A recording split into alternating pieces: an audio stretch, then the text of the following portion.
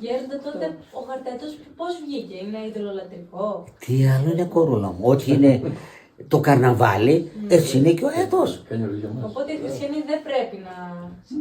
Οι χριστιανοί, αν το είχαν συνειδητοποιήσει, θα ήταν κλεισμένοι στα σπίτια τους και θα πενθούσαν περισσότερο όταν ένας δικός σου άνθρωπος, οικείος σου, εκοιμηθεί, τον πενθάς.